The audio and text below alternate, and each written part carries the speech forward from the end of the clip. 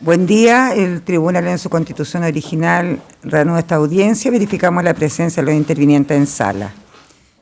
Señor fiscal. Gracias, magistrado. Por el Ministerio Público, fiscal Álvaro Serrano Romo. Fiscal Juan Ror Bocas. Defensas. ¿Por la querellante, magistrado? Perdón, querellante, que queda tan atrás que no la veo, disculpe. No se preocupe. Mariela Antones Salgado, abogada procurador fiscal del Consejo de Defensa del Estado. ¿La acompaña? Soledad Garrido, forma de notificación ya registrada en carpeta. Bien, ahora defensa. Buen día, magistrado. Julio Díaz de Arcayavaro, por don Felipe del Huilao. Buenos días, señoría. Ricardo Robles, por don Ulises Aedo Valdés. De la Astorga. Gracias. Buenos días, su señoría. Por don Francisco Fuenzalida Valdés, abogado Carlos Astorga Bernales. De la Marcela. Buenos días, magistrado. Por Paola Araya Quijada comparece Marcela Paz Larraín Novoa. Señor Zúñiga, buen día. Buenos días, señorías. Abogado particular Sergio Zúñiga Galdames, por doña María Gabriela Garrido Blum. Don Julio. Buenos días, su señoría. Defensor particular Julio Espinosa, en representación de doña Lía González. Señorita Rocío. Gracias, magistrado. Buenos días. Por la defensa de don Ignacio Moreno y por doña Susana Fonseca comparece la defensora penal pública Rocío Burgues Gutiérrez. Señor Vera. Buenos días, señoría. Por Silvana Ríos Stegler comparece Rodrigo Vera Lama. Señor Cotelli. Buenos días, magistrado. Buen día. Magistrado por don Jorge Andrés León Sánchez, abogado de confianza, Giovanni Cotelli Méndez. Bien, los acusados solamente sus nombres y apellidos, por favor.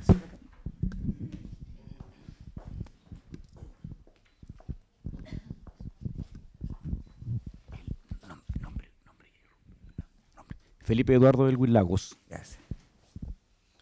Jorge Andrés León Sánchez. Muy buenos días, Lía González González. Buenos días, su señoría Paola Araya Quijada. Buenos días, Francisco Fernando Fuenzalida Valdés. Buenos días, María Gabriela Garrido Blum.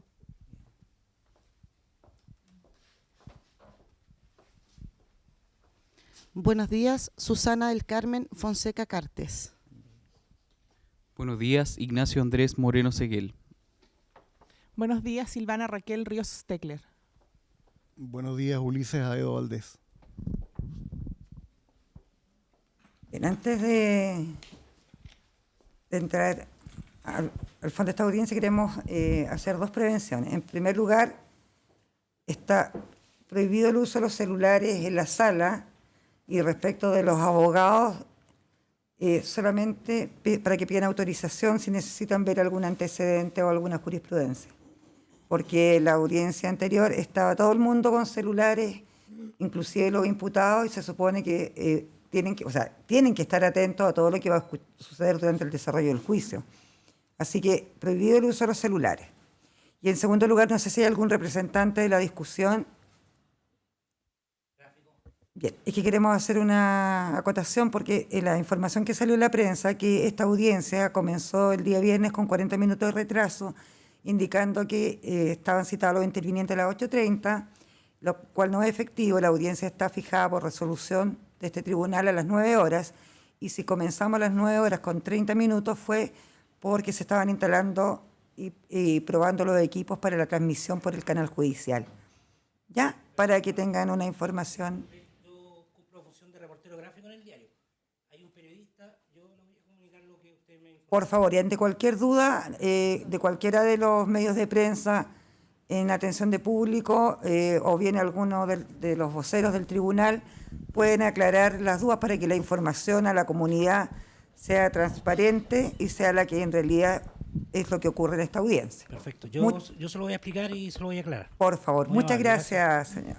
Señoría, brevemente, mi representado tiene serios problemas auditivos, entonces me señaló si es posible que él pueda seguir el juicio, porque no escucha vía el sistema que están utilizando para transmitir. Entonces, él podría estar con el celular escuchando el audio. ¿Con audífono? Sí, con un audífono. Sí, no hay ningún inconveniente. Muchas gracias, señoría. Magistrada. Un caso.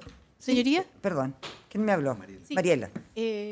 Dos prevenciones. La primera dice relación con el uso del celular, que la verdad es que, como se puede apreciar a lo mejor a simple vista, yo lo utilizo como un computador personal. Entonces quisiera hacer esa prevención en términos de que tengo mis códigos ahí y lo hago desde ya la advertencia. No, sí, por eso que respecto a los abogados uno entiende que... Perfecto. Y lo segundo es una moción respecto del desarrollo de esta audiencia, porque entiendo que debemos continuar ahora con la lectura de la acusación del Consejo de Defensa del Estado. Lo que faltaba y la demanda. Claro. Posteriormente, entiendo que se verificarían los alegatos de apertura. Entonces, en ese sentido, yo planteo que el ideal es que los alegatos de apertura, y es mi solicitud, se hagan todos en la misma audiencia. Porque dado que se puede prevenir que ocurra en esta audiencia, tal vez pudiera ocurrir que quede un lapso en el cual, si el tribunal va a funcionar solamente hasta las 2, no se alcancen a recibir todos los alegatos de apertura. En ese evento, mi propuesta, a fin de mantener la igualdad de armas, ¿no es cierto?, es que todos los alegatos se verifiquen en la misma audiencia, sea que decidamos prolongar esta audiencia hasta que se verifiquen todos los alegatos de apertura, sea que los mismos se dejen para el día de mañana. Esa es mi solicitud al tribunal. Fiscalía, ¿algo que señalar al respecto? Sí, magistrado, en el mismo sentido, por un tema yo creo que de igualdad y que todos sean todos los alegatos en un mismo día, es lo que solicitaríamos. Bien, ¿defensas alguna oposición o alguna observación en cuanto a lo formulado por la señora querellante, representante del Consejo de Defensa del Estado? Por mi parte, no. No, señoría. Tampoco, magistrado. Al micrófono, señor. En mi caso, su señoría, yo solamente haría presente que la mayoría tenemos, después de la audiencia, que está prefijada más o menos hasta las 2 de la tarde, algún compromiso ya fijado, digamos. Entonces, eso nada más. Hábleme de compromisos laborales, porque si es supuesto. por eso, todos tenemos compromisos familiares. Laborales. Hablo de reuniones con los clientes. Ah, ya, por eso sea más específico. ¿Su señoría? Sí. En cuanto a que todos los... No me pida disculpas. Bueno, entonces no le pido disculpas. Adelante. En relación a que todos los alegatos sean en un mismo día, me parece, señoría, que eso puede producir que el día de hoy no se avance mucho. Y eso termine dilatando el juicio más allá de lo necesario. No veo inconveniente, su señoría, en que un alegato de apertura sea hoy día y el otro sea mañana. No va a haber ningún perjuicio ni inconveniente para nadie, porque todos vamos a estar presentes el día de hoy y vamos a estar presentes el día de mañana. Y el alegato de apertura, además, no tiene réplica. Entonces, no interesa a su señoría si el alegato de la defensa se hace mañana, ¿ya? No va a afectar en nada, solamente va a permitir que se aproveche este día de mejor manera, porque se puede anticipar que la lectura de los antecedentes que restan van a terminar el día aproximadamente a las 11 de la mañana. Si se acoge la petición que estamos debatiendo, eso significaría muy probablemente que desde las 11 o de las 12 del día en adelante no se avance en nada en el juicio, lo que me parece perjudicial para todos, porque todos tenemos el tiempo muy escaso.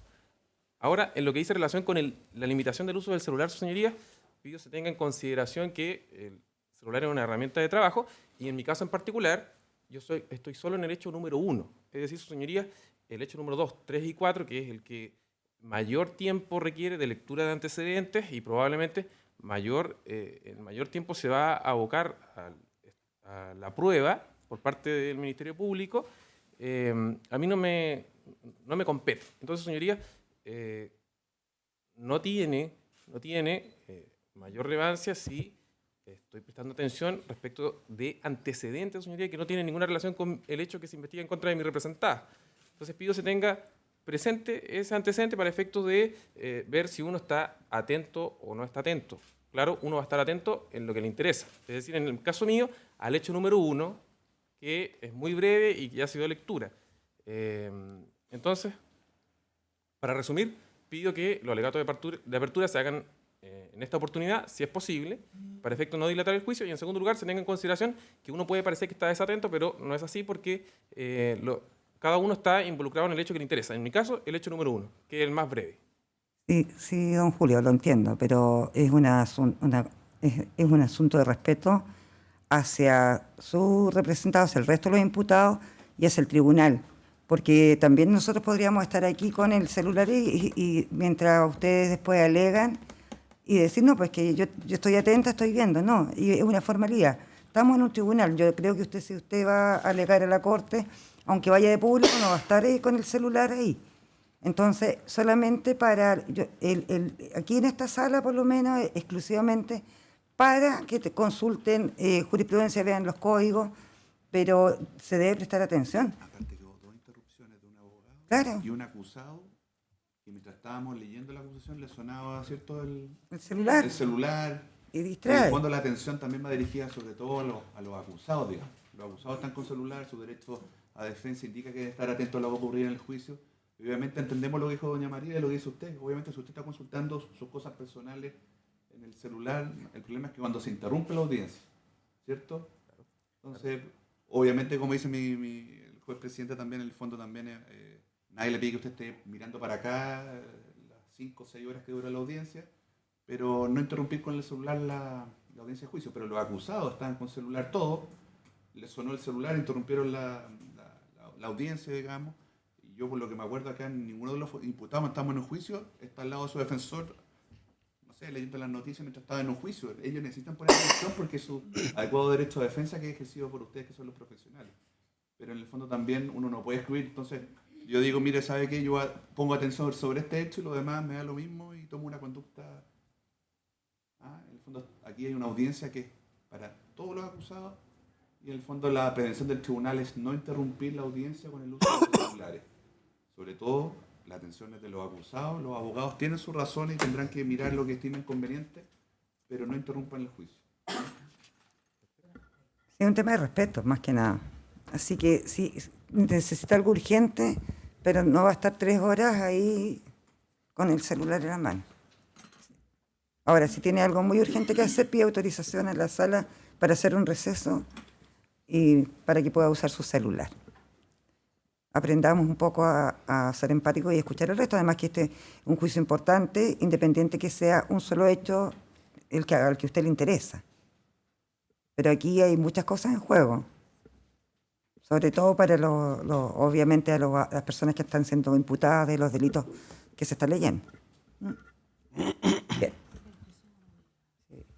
Sí, por supuesto.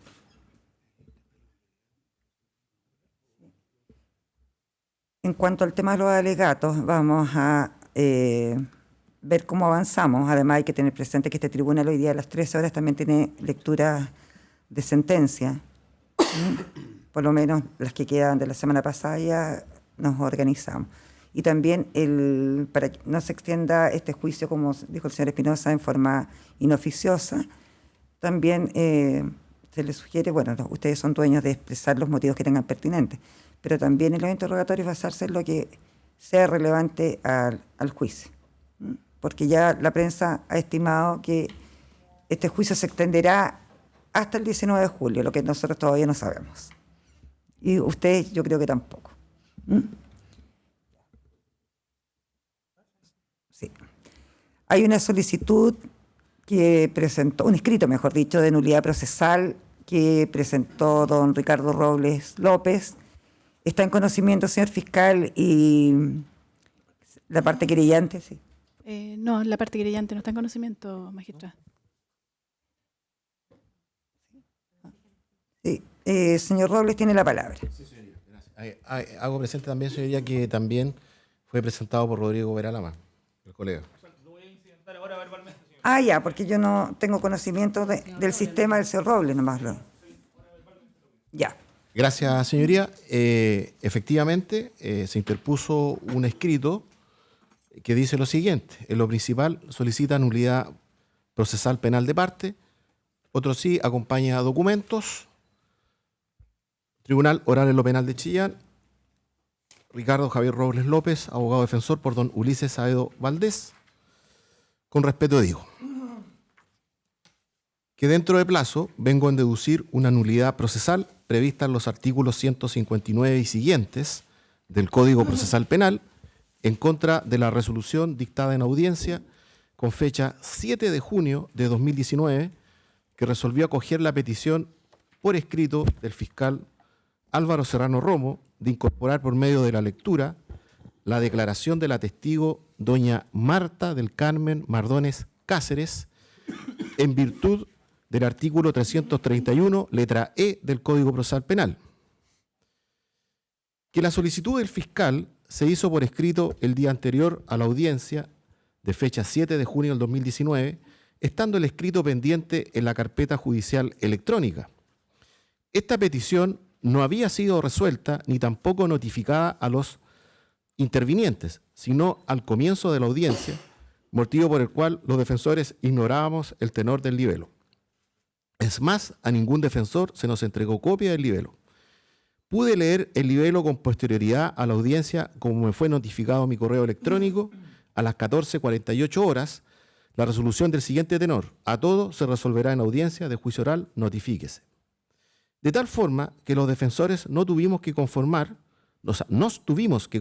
con escuchar verbalmente la petición del fiscal Serrano, quien tuvo que rectificar el nombre de la testigo Marta del Carmen Mardones Cáceres por Marta del Carmen Mardones Rivas, signada en la prueba del Ministerio Público número 410 de la autoapertura.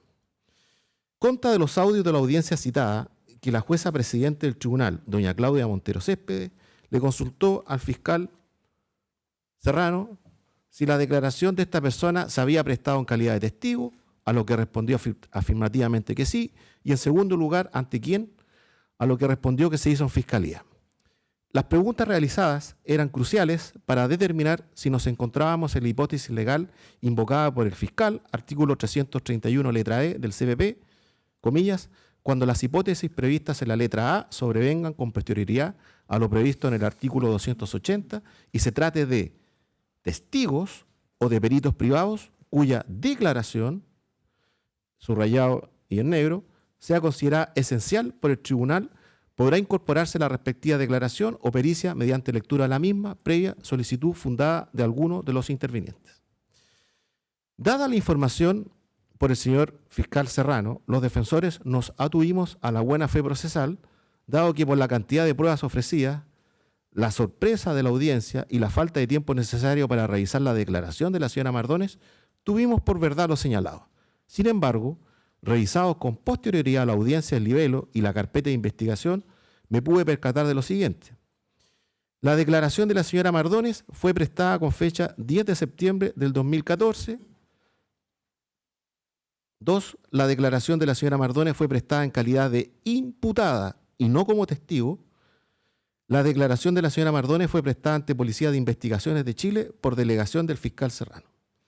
Se evidencia entonces un vicio de nulidad procesal consistente en una actuación o diligencia judicial defectuosa del procedimiento de la resolución dictada por el tribunal el día 7 de junio del 2019, debido a que la información proporcionada por el fiscal Serrano en audiencia al tribunal no era efectiva, según la declaración antes citada. Entonces, no se dan los requisitos legales del artículo 331, letra E del Código Procesal Penal, esto es, una declaración prestada por un testigo ante un fiscal. 6. Que para abonar lo antes referido en esta causa, ante el juez de garantía, don Gonzalo Burgos Gutiérrez, fiscal adjunto de Yumbel, en atención a una audiencia de cautela de garantías promovidas por este interviniente, con fecha 3 de noviembre del 2017, informó al Tribunal de Garantía la calidad con que estaban interviniendo ciertas personas en la investigación del Ministerio Público, indicándose por este fiscal en el apartado B que han obrado en la investigación en calidad de imputadas las siguientes personas. Número 13, Marta del Carmen Mardones Rivas, domiciliada en Pasaje Vallehermoso, 379, población Flavio Flores, Chillán. De tal forma que la señora Mardones, durante la investigación, obró como imputada y le fue tomada declaración como tal. El hecho que con posterioridad y de forma inexplicable el Ministerio Público y el Consejo de Defensa del Estado la hayan ofrecido como testigo, no habilita bajo ningún respecto a incorporar su declaración como si fuera testigo. 7. Que de los artículos 159 a 165 se desprende que el tribunal puede declarar la nulidad a petición de parte de oficio si la infracción hubiera impedido el pleno ejercicio de las garantías y los derechos reconocidos en la Constitución o en las demás leyes de la República. En tal sentido, la garantía vulnerada es el debido proceso. Por tanto, su señoría, ruego usted a tener por interpuesto nulidad procesal de la resolución de fecha 7 de junio del 2019, que resolvió acoger la petición de la Fiscalía de incorporar la declaración de la señora Mardones a resolverse en audiencia de juicio oral. Otro sí, sírvase, su señoría, tener por acompañado los siguientes documentos: copia del encabezado de la declaración prestada por doña Marta del Carmen Mardones Rivas, con fecha 10 de septiembre del 2014, ante la Policía de Investigaciones de Chile en calidad de imputada. Y 2, la copia del escrito presentado por el fiscal don Gonzalo Burgos Gutiérrez en el RUC 1300547482-K, fiscal adjunto de Yumbel, informando en esta misma causa, en el mes de noviembre del 2017, al juzgado de garantía, la calidad de ciertas personas en la investigación y que sería la señora Mardones calidad de imputada. Esa es la nulidad procesal, señor. Señor Vera, usted había pedido la palabra. Magistrado, antes de que hable el señor Vera... No, el señor Vera primero. Magistrado, que me quiero retirar. Necesito retirarme a las 9:40, entonces... Y queda Carlos, pero no me quiero parar sin decir nada. Magistrado, primero, entonces, yo me adhiero a la solicitud que acaba de plantear el colega Robles. Es porfiado, y manifiesto que a las 9:40 horas me voy a retirar a una audiencia y volveré. Ya, no obstante que podía hacerlo el señor Astorga, pero a la otra espere que el tribunal le dé la palabra. Señor Vera. Gracias. ¿Puede retirarse, señor Gotelli? Váyase nomás. Aproveche. Ya, señor Vera. Gracias, magistrado. A ver, el día 6 de junio del año 2019, el Ministerio Público, a través de la Oficina Judicial Virtual, ¿se escucha, no? ¿Sí? Sí, ahí sí. Ingresó un escrito donde señala, digamos textualmente, que habiéndose tomado conocimiento del fallecimiento de la testigo, doña Marta del Carmen Mardones Cáceres, y luego agrega, y conforme a lo dispuesto en el artículo 331, letra E del Código Procesal Penal, vengo a solicitar a UCIA se autorice la lectura en juicio de los registros de respectivas declaraciones de los testigos anteriormente individualizados que constan en la carpeta investigativa y que sus copias se encuentran en poder de los abogados defensores. Atendida la fecha del escrito, esta solicitud obviamente era desconocida, no estaba disponible a los defensores y se dio cuenta al inicio de la audiencia del juicio oral el día viernes 7, donde incluso los representantes del Ministerio Público tampoco tenían copia del escrito. Su señoría tuvo que darle su copia en papel para que ellos pudieran sostener su solicitud. Y se abrió debate donde todos los defensores se opusieron y el Consejo de Defensa del Estado se adhirió a la solicitud de la Fiscalía. Ahora, no debe olvidarse que esta carpeta de investigación fue entregada en un DVD por el Ministerio Público en el juzgado de garantía y consta de 73 archivos PDF y 19.012 páginas. Ese es el volumen, 19.012 páginas.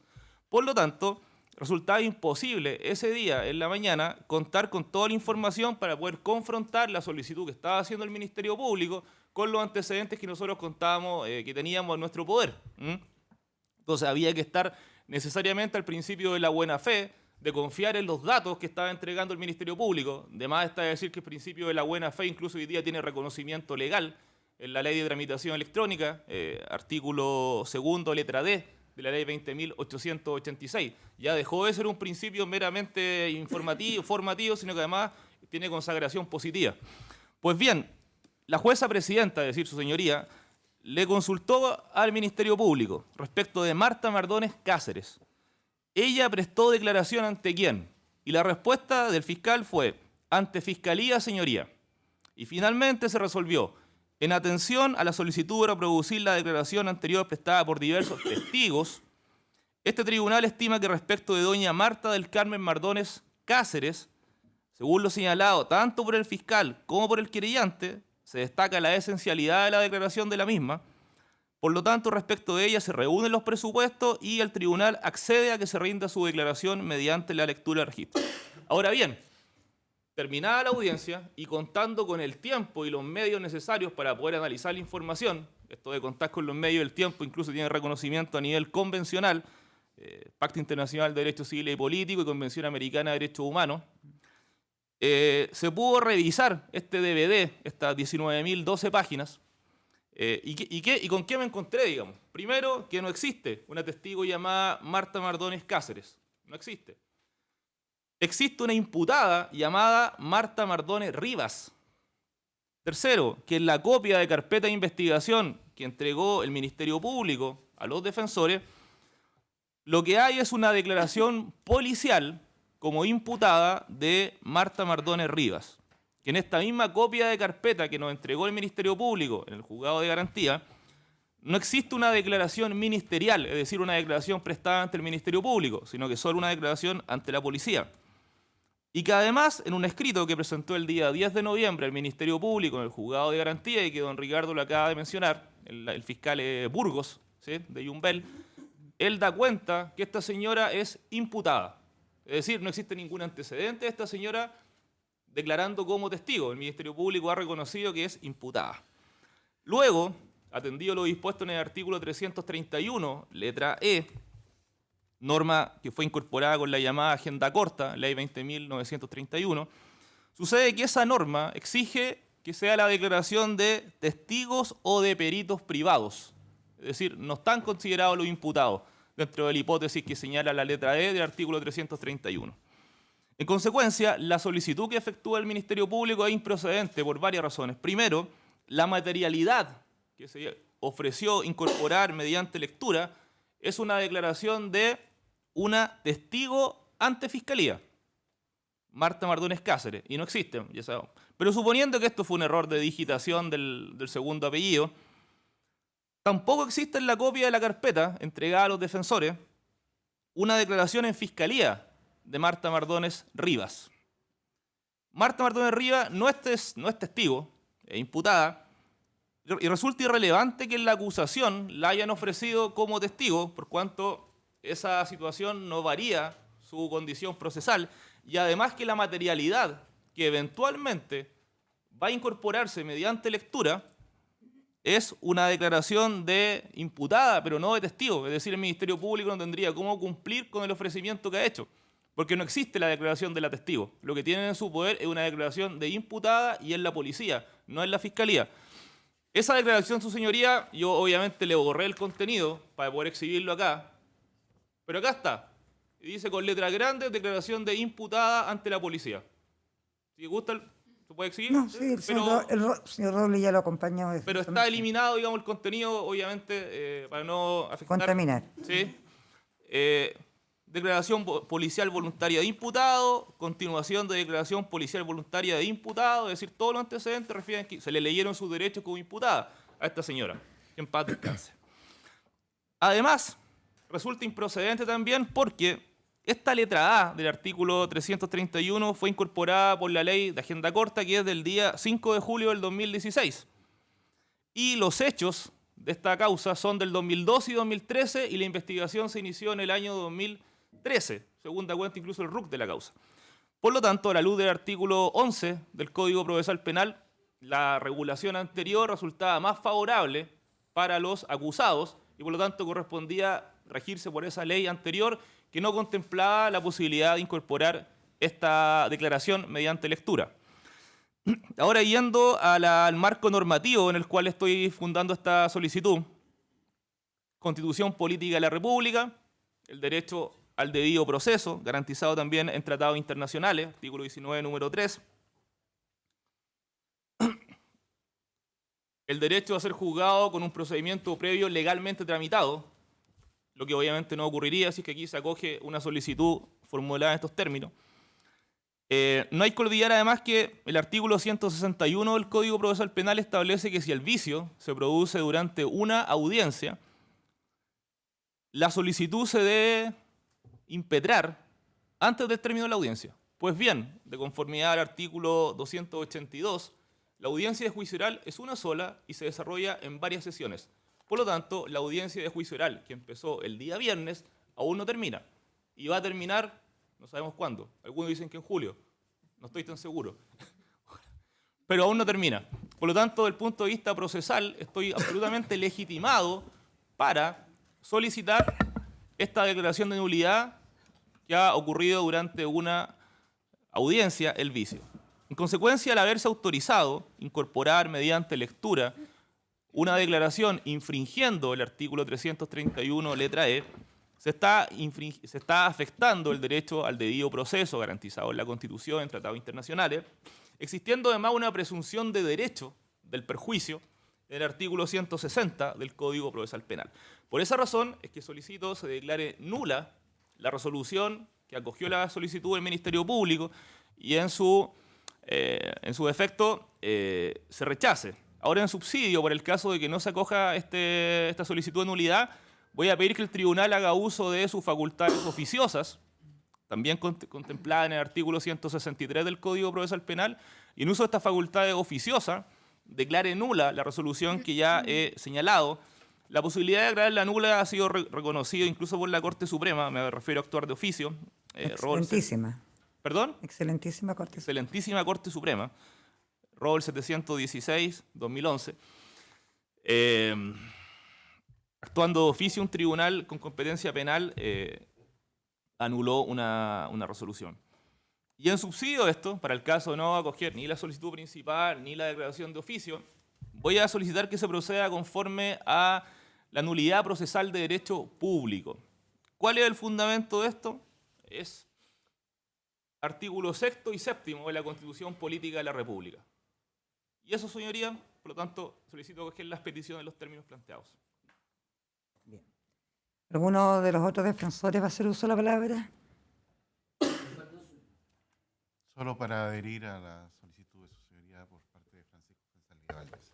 También por parte de Paola Araya Quijada, magistrado, se adhiere a las peticiones ya señaladas por los otros defensores. Señoría, sí nos vamos a adherir, por supuesto, en el sentido que no voy a argumentar, pero me voy a adherir a los planteamientos de mis colegas. Bien. Nos adherimos, señoría, por don Felipe Elwin. Igualmente está defendido. Están todos los defensores entonces adheridos.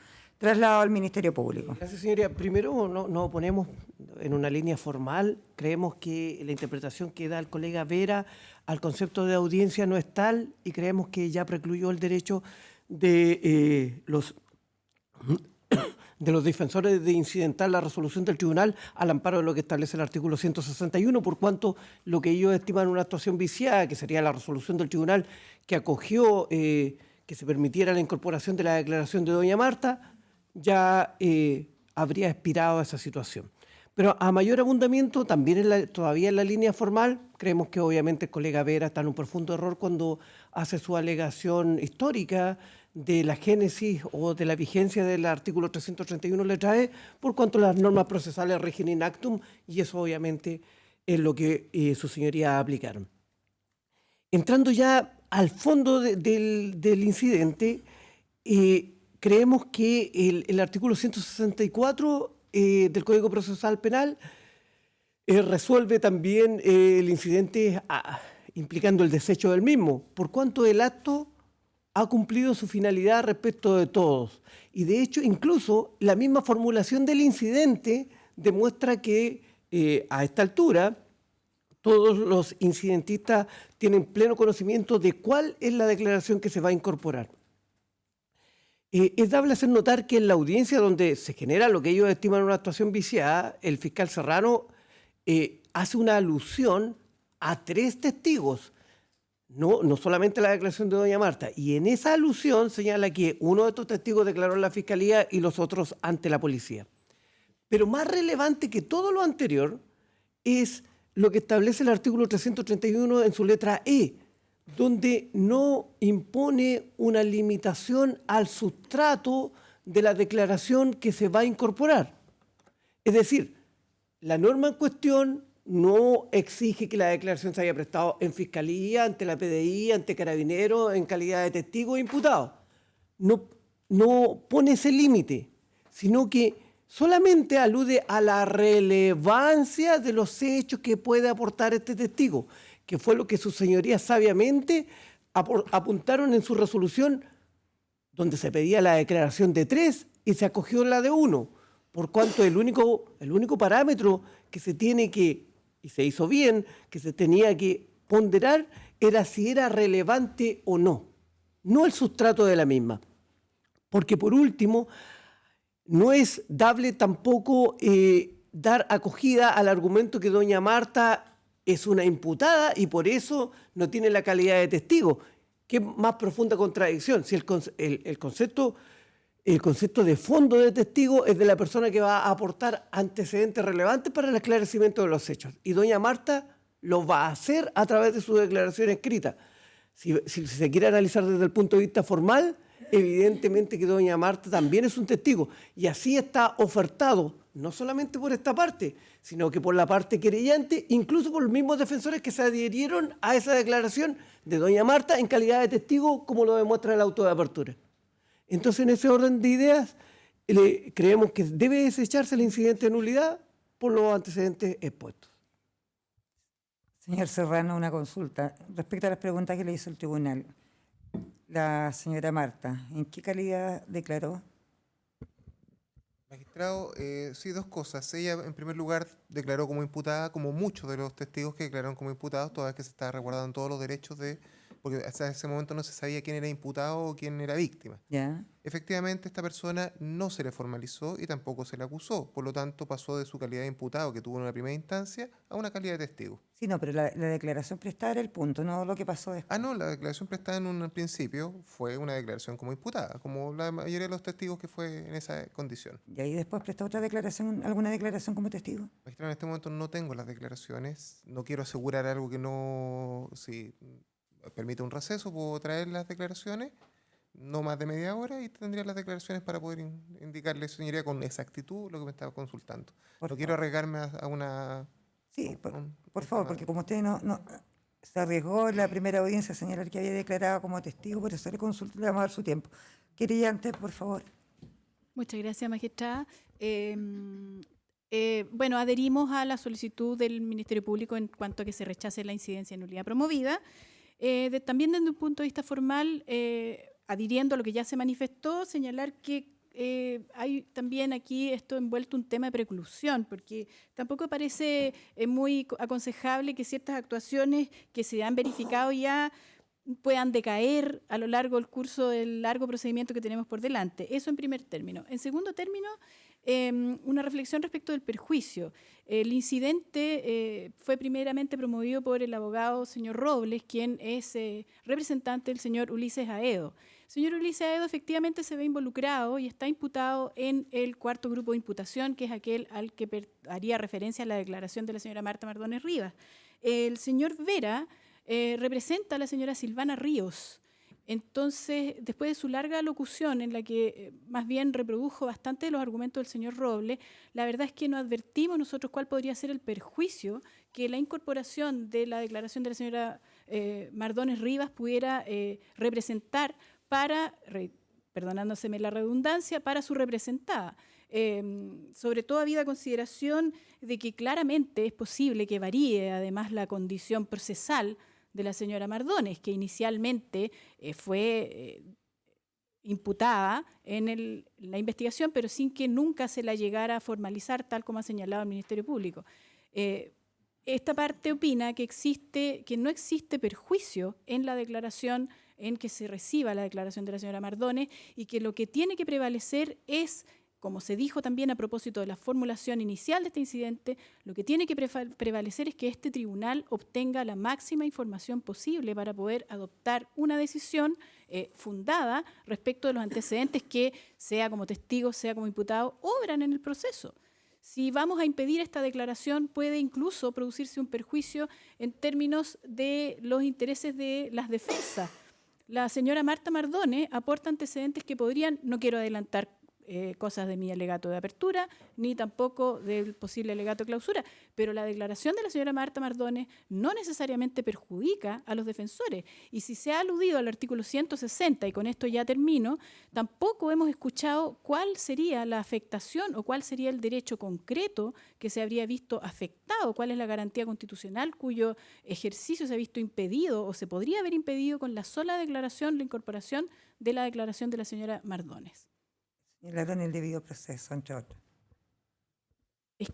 Bueno, sí, me da la impresión de que no ha sido argumentado, porque solamente el título debido proceso, pero ¿cuál podría ser la infracción al debido proceso con la incorporación si existe una norma en el código que lo autoriza en los términos en que ha sido solicitado? Gracias. Señor Robles. Quisiera hacerme cargo una pequeña réplica respecto de la preclusión. Señoría, señalar que el artículo 159 y siguientes, que regulan la nulidad procesal, efectivamente hace una distinción entre incidentes ocurridos en audiencia y fuera de audiencia. Eso es así. Pero también no debemos olvidar que la norma del artículo 282 del Código Procesal Penal dice que el juicio oral es una sola audiencia y que ésta se va desarrollando en distintas sesiones. Pero hay algo más de fondo, señoría. Yo no he escuchado aquí al Ministerio Público reconocer que en el fondo la información que dieron no es exacta. Y aquí de fondo está la buena fe procesal, señoría. O sea, cuando ellos señalan que esta declaración fue prestada en calidad de testigo y ante fiscalía, no era verdad, pues, señoría. No era verdad. Y aquí el señor Serrano lo ha reconocido. Hay un adagio antiguo que dice, a confesión de parte, relevo de prueba. Por lo tanto, señoría, nosotros consideramos que esta situación es muy grave y debe anularse esa resolución. Eso es todo, señor. Señor Vera. Gracias, señoría. A ver, por algo, la jueza presidenta le preguntó al fiscal, ella prestó declaración ante quién. Por algo se requería esa información. La pregunta obviamente tenía algún propósito, por algo el tribunal lo consultó, no creo que haga preguntas solamente para matar el tiempo, es porque obviamente el tribunal, para poder resolver con conocimiento causa, necesitaba todos los antecedentes. Y le dijeron que había declarado ante fiscalía, señoría, textual. Estuve viendo el video en YouTube, que lo subieron, ahí está, por eso no me acordáis, pero ahí decía, ante fiscalía, señoría.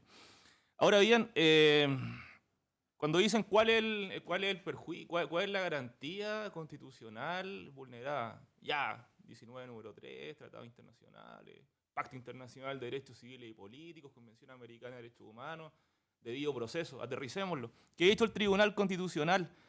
Rol 1130-07. Dice, Su Excelencia el Tribunal Constitucional, que toda sentencia de un órgano que ejerza jurisdicción, en este caso los tribunales penales competentes, ha de fundarse en un proceso previo legalmente tramitado. Ha de entenderse que el mismo se encuentra en tal hipótesis cuando en su etapa jurisdiccional de sustanciación se ajusta a la ley del procedimiento. En consecuencia, cuando aquí se intenta incorporar una declaración de una persona que no está en la hipótesis legal, se está actuando contra la ley. Se está afectando también el artículo 6 y 7 de la Constitución. Ninguna magistratura, ninguna persona, ni grupo de personas puede atribuirse ni a una circunstancia, a pretexto de circunstancia extraordinaria, otra atribución y derecho que expresamente se le hayan conferido. Es decir, el tribunal no podría haber autorizado esto si hubiese sido una imputada, porque se le dijo que era un testigo. En consecuencia, desde ese punto de vista está suficientemente justificado cuál fue la vulneración, además que está la presunción de derecho del artículo 160. Y además dicen, no, es que el señor Vera en realidad, él es el abogado del hecho 2. Bueno, yo quiero recordar que se pidió en su oportunidad separación de acusaciones, que se dictaran auto de apertura separado ante el juez de garantía. Y estos señores que están sentados aquí al lado se opusieron. Dijeron, no, pues hay que hacer un solo juicio, aquí está todo, son los mismos hechos, está todo mezclado. Entonces aquí el contexto, etc. Por lo tanto, esa es la razón por la cual en esta sala el día de hoy hay 10 acusados. Y están todos estos 4 grupos de imputación juntos. Entonces ahora malamente podrían venir ellos mismos, que hay un actual precedente, que ellos exigieron que se hiciera un juicio y no que se separaran acusaciones porque estaba todo entremezclado. Entonces no pueden venir el día de hoy a decir que a mí esto no me empece, que yo no soy perjudicado y que el único perjudicado es el episodio puntual de las tortas. Porque eso está vinculado con las tortas y yo estoy con los buses. No, señoría. Eso es todo. Gracias.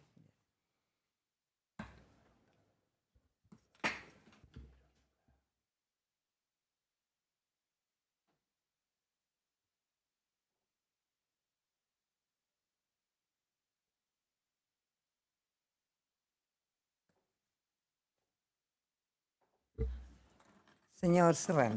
Gracias, señoría. Señoría, creo que hay varias cosas que se están discutiendo. Primero, las cosas son lo que son. Esto es una reposición encubierta de una resolución judicial, artículo 363. En definitiva, desde un punto de vista procesal, ya hubo la posibilidad de discusión el día anterior. Efectivamente se discutió, se debatió y se aceptó solo uno de los 3 testigos que pretendía el Ministerio Público incorporar. Por lo tanto, la defensa tuvo la posibilidad y no atentó contra sus posibilidades de actuación y, por lo tanto, al ser una reposición de una resolución judicial, debe aplicarse el artículo 363, que ya precluyó su derecho porque ya hubo debate. Porque las cosas son lo que son. Segundo, las nulidades procesales solo son contra actuaciones o diligencias. Las resoluciones judiciales tienen su sistema recursivo particular. Efectivamente, el caso de una resolución dictada en Tribunal Oral en lo penal, existe la posibilidad de reposición cuando es dictada fuera de audiencia. Cuando es dictada en audiencia, se da la opción de que se litigue, que se discuta, lo cual ya se hizo, y efectivamente se tomó una decisión por parte del tribunal. Ahora, no es dentro de estas casi 20.000 hojas, es un testigo más. Doña Marta Mardones aparece en casi todos los hechos de la actuación, porque de los grupos de imputación, del grupo cuarto de la imputación.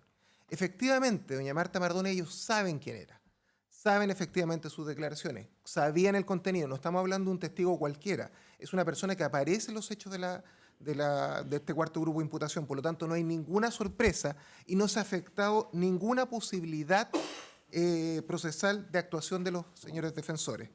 En ese orden de cosas, señoría, al ser una reposición encubierta de una resolución judicial desde un punto de vista procesal, estimamos que debe ser rechazada de plano. Y yéndonos al fondo de este sistema, tal cual como lo dice el artículo 7º del Código Procesal Penal, es imputado a quien se le atribuye participación en un hecho punible. Si el Ministerio Público no formalizó y no acusó, y menos obviamente acusó, esta persona dejó de tener la calidad de imputado. Si eso está pero absolutamente claro. Los imputados y acusados son los que están aquí sentados el día de hoy. Todas las demás personas, y muchos de ellos que van a venir a declarar como testigos, se les tomó su declaración en calidad de imputado porque en ese momento se desconocía efectivamente cuál había sido su participación. Y como se desconocía, el Ministerio Público lo que busca es resguardar todos sus derechos. Hubo varias personas que incluso en una primera instancia se negaron hicieron uso de su derecho a guardar silencio, negándose a prestar declaración y posteriormente declararon. Efectivamente, ninguna de ellas fue imputada y menos acusada. Por lo tanto, no se puede estar diciendo en este momento que una persona que en algún momento se le haya investigado, para siempre va a ser imputada y por lo tanto no se le va a aplicar el sistema del testigo. Es una persona que es testigo, que se le investigó en su momento, se desechó alguna participación de ella y por lo tanto pasó a ser testigo.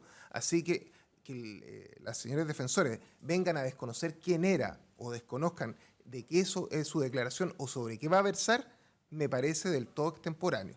Insistimos, de un punto de vista procesal, es una reposición de una resolución y la nulidad procesal es solo sus actuaciones o diligencias, no resoluciones. Bajo ese punto de vista solicitamos ser rechazado tanto por el forma como el fondo. Bien. Y al declarar como imputada, la lectura de los derechos es la misma que respecto a un testigo.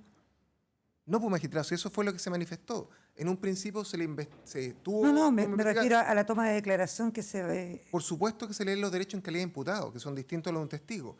Y acto seguido, posteriormente, cuando la investigación da curso que no tenía ninguna participación, pasa a ser un testigo, que efectivamente incluso tuvo más derechos que el testigo, porque se le leyeron derechos en calidad de imputado. Pudo ejercer más derechos que incluso que un testigo. Y efectivamente se resguardó todo este sistema. Entonces, no puede haber un vicio en esa toma de declaración. Al revés, se le respetaron más allá de los derechos que incluso se le concedían. Señoría, bajo ese punto de vista, cualquier persona que ha sido investigada después no podría declarar en un juicio como testigo, ni tampoco se le podría hacer una contratación con su declaración.